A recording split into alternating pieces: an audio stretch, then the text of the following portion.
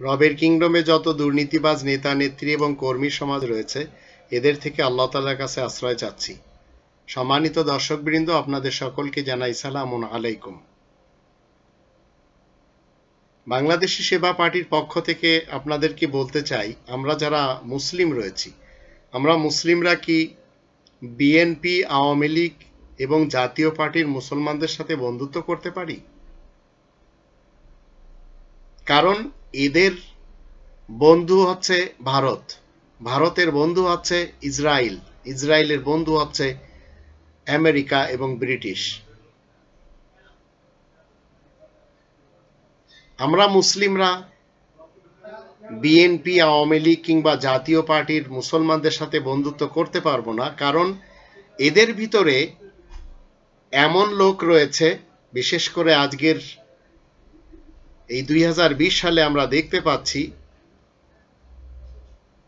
এদের অনেকে মানুষের হাত পা কাটছে, এদের অনেকে দেশের হাজার হাজার কোটি টাকা লুটপাট করে ভিন দেশে পাচার করছে। এদের অনেকে মাদক ব্যবসায়ী, ইয়াবা ব্যবসায়ী, ধর্ষক, নেশাখোর, গাঁজা চাষ করে, ইয়াবা সেবন করে, খুন করে, গুম করে, হত্যা করে, জোরপূর্বক জমি দখল করে, লগি বৈঠা দিয়ে মানুষ মেরেছে, শ্যাপলা চত্বরের ঘটনা ঘটিয়েছে, গ্রেনেড হামলা করিয়েছে, পিলখানার ঘটনা ঘটিয়েছে। এরশাদের স্বৈরা শাসনের যুগে ছাত্রদের উপর জুলুম নির্যাতনের রোল চালানো হয়েছে। এত সব অপকর্মে লিপ্ত এই তিন পার্টির লোকেরা, একটু বেশি আওয়ামী লীগের লোকেরা। আবার এদেরই বন্ধু রাষ্ট্র হচ্ছে ভারত। এরাই ব্রিটিশকে পছন্দ করে, চায়নাকে পছন্দ করে, আমেরিকাকে পছন্দ করে, ইসরায়েলকে পছন্দ করে। তো আমরা যারা মুসলিম রয়েছি, আমরা বাংলাদেশি সেবা পার্টির মুসলিম ভাই বোনেরা কোনোদিন এদেরকে বন্ধু হিসেবে গ্রহণ করতে পারবো না। কারণ এই কোরআনের 5 নম্বর সূরা আল মাইদা এর 51 নম্বর আয়াতে আল্লাহ বলছেন, হে মুমিনগণ, ইয়া আইয়ুহাল্লাযীনা আমানু লা তাত্তাখিযুল ইয়াহুদা ওয়ান নাসারা আউলিয়া বা'দুহুম আউলিয়াউ বা'দ ওয়া মান ইয়াতাওয়াল্লাহুম মিনকুম ফাইন্নাহু মিনহুম ইন্নাল্লাহা লা ইয়াহদিল কওমাজ জালিমিন। হে মুমিনগণ, তোমরা ইহুদি এবং খ্রিস্টানদেরকে বন্ধু হিসেবে গ্রহণ করবে না, তারা একে অপরের বন্ধু। তোমাদের মধ্যে যে তাদের সাথে বন্ধুত্ব করবে সে তাদেরই অন্তর্ভুক্ত হবে। আল্লাহ জালেমদেরকে পথ প্রদর্শন করেন না। এই আয়াতের দৃষ্টিতে যারা আমাদের দেশ থেকে, এই দেশের খেয়ে, এই দেশের পরে, এই দেশের না গিয়ে ভারতকে বন্ধু রাষ্ট্র বলছে, এদের কারোর সাথে আমরা মুসলিমরা বন্ধুত্ব করতে পারবো না। আমরা যদি মুমিন হওয়ার দাবি করি, তাহলে 3 নম্বর সূরা আল ইমরানের 28 নম্বর আয়াতে আল্লাহ বলেন, লা ইয়াত্তাখিযুল মুমিনুনা আল কাফিরিন আউলিয়া মিন দুনিল মুমিনিন।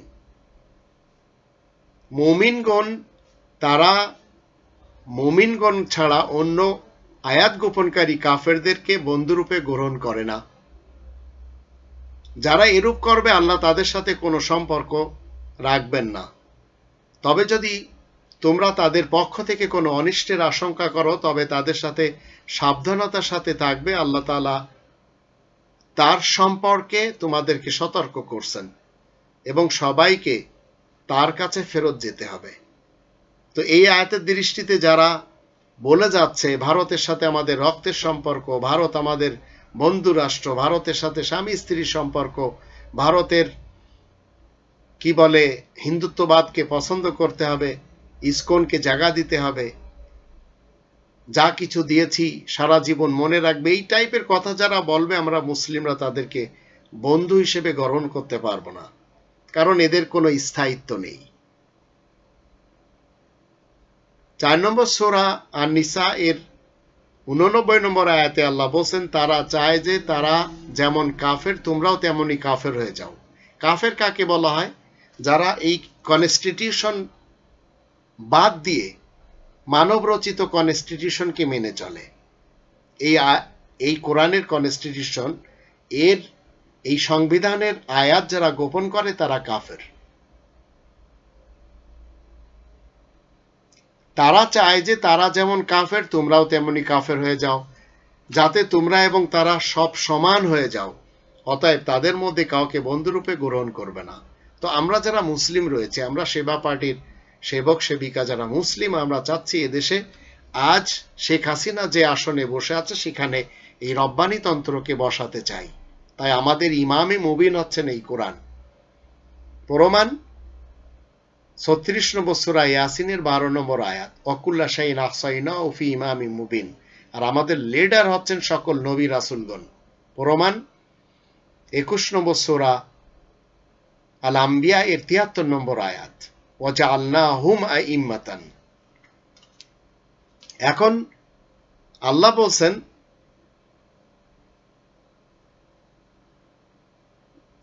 বলছেন তারা চায় যে তারা যেমন কাফের তোমরাও ঠিক তেমনই কাফের বনে যাও, যাতে তোমরা তারা সমান হয়ে যেতে পারো। অতএব তাদের মধ্যে কাউকে বন্ধুরূপে গ্রহণ করবে না যে পর্যন্ত না তারা আল্লাহ তাআলার পথে হিজরত করে চলে আসে।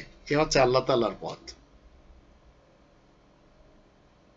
অতঃপর যদি তারা বিমুখ হয় তবে তাদেরকে পাকড়াও করো এবং যেখানে পাও তাদেরকে অপমান করো।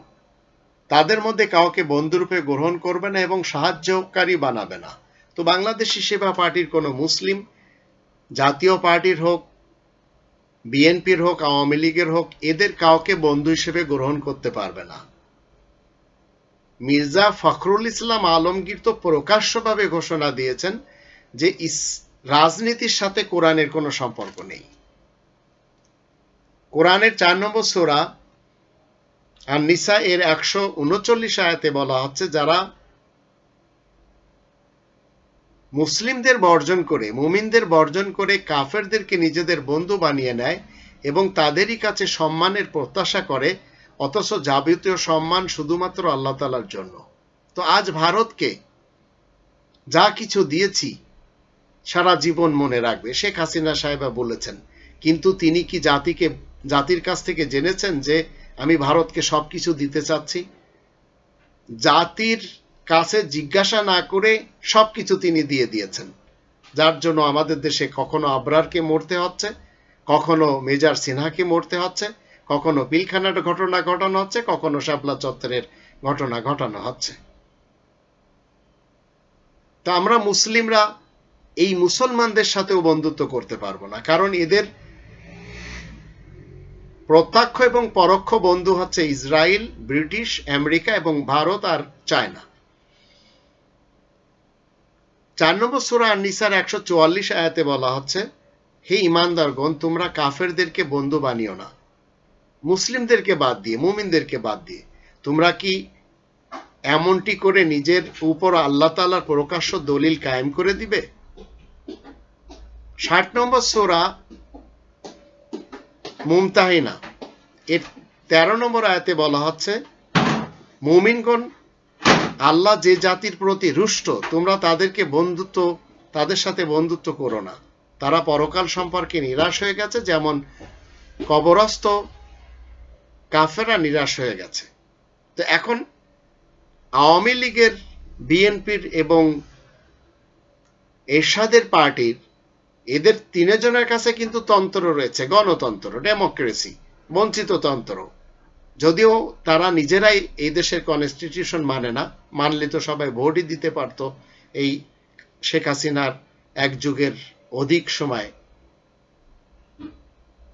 এই আওয়ামী লীগ এবং ছাত্রলীগের নেতা নেত্রী এবং কর্মীদের যে স্পেশাল ডিগ্রি তারা যে জগৎ থেকে পেয়েছে, তারা নিজেদের মধ্যে সংঘর্ষ করে, মানুষের হাত পা কাটে, হাজার হাজার কোটি টাকা ভিন দেশে পাচার করে, ইয়াবা ব্যবসায়ী তারাই, ধর্ষক, নেশাখোর, গাঁজা চাষ করে তারাই, ইয়াবা সেবনও করে তারাই, খুনি, গুমকারী, হত্যাকারী, জোরপূর্বক জমি দখলকারী, প্রত্যেকটি সেক্টরে তারা দুর্নীতিবাজদেরকে বসিয়েছে। তো এইভাবে যদি একটি দেশ চলে, যারা চালাচ্ছে তারা কিন্তু মুসলমান অধিকরা, তো আমরা মুসলিমরা তাদের সাথে বন্ধুত্ব করতে পারবো না।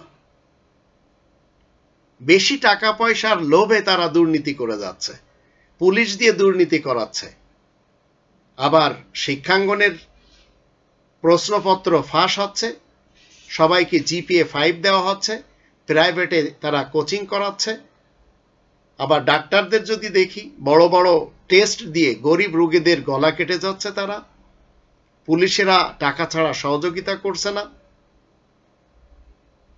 তাদের কাছে রয়েছে পশ্চিমা বস্তুবাদী দর্শন। অপরাধ দমনের জন্য তারা আইন করছে, দুর্নীতি দমন কমিশন করে যাচ্ছে, তবুও তাদের মন্ত্রীরা কি বলছে? দেশের প্রতিটি মানুষ প্রত্যক্ষ এবং পরোক্ষভাবে দুর্নীতিগ্রস্ত, চোর, ডাকাত এবং হরিলুট করে যাচ্ছে। তাই তারা দেশের সন্তানদের সাথে ধর্ষণ করছে, বলাৎকার করছে। এই ভারতের গোলাম জাতি, তারা আজ ভারতকে বলে যাচ্ছে বন্ধু রাষ্ট্র, অথচ তারা ফারাক্কা বাঁধ খুলে দিয়ে দেশ ডুবিয়ে দিচ্ছে। সরকার খুন করছে মানুষকে, সরকারের লোকেরা ছিনতাই করছে, ধর্ষণ করছে, প্রতারক, আবার ভদ্রবেশী শয়তানও। যারা অন্যায়ের বিরুদ্ধে লড়বে সেই পুলিশ দিয়ে অন্যায় কাজ করানো হচ্ছে। মেজর সিনহা তার জ্বলন্ত প্রমাণ আজকে। দেশের অবস্থা এত শোচনীয় যে সমাজের রাস্তায় লাখো মানুষ নিরাশ্রয় হয়ে আছে। মানুষ পশুর মতো জীবনযাপন করছে। আবার অনেকে দালান কোঠায় তারা বসবাস করে যাচ্ছে। একটু চিন্তা করতে হবে আমাদের। বর্তমান যুগে একবিংশ শতাব্দীতে সারা পৃথিবীর নেতৃত্ব দানকারী রাষ্ট্রের প্রধান ব্যক্তি যারা এবং যারা তাদের সাপোর্ট করে, তারা হচ্ছে স্বীকৃত দুশ্চরিত্রের লোক, চোর, ডাকাত, খুনি। তাদেরকে আজ প্রশংসা করছে আর এক শ্রেণীর লোকেরা। তাই আসুন আমরা সবকিছু একপাশে রেখে রব্বানিতন্ত্র কায়েম করার লক্ষ্যে কাজ করি এবং সদা সত্য কথা বলার প্র্যাকটিস করি। আর বাংলাদেশি সেবা পার্টি এদেশে মুসলিমদের একটি ইসলামী দল, যারা রবের পার্টির লোক। প্রমাণ 58 নম্বর সূরা আল মুজাদালার 22 নম্বর আয়াত। যারা এই দেশে রব্বানিতন্ত্র কায়েম করার লক্ষ্যে কাজ করে যাচ্ছে 42 নম্বর সূরা আশ-শূরা এই 13 নম্বর আয়াতের দৃষ্টিতে। আপনাদের পছন্দ হলে এই কাফেলাতে আসতে পারেন। আল্লাহ আমাদের সবারই সহায় হন।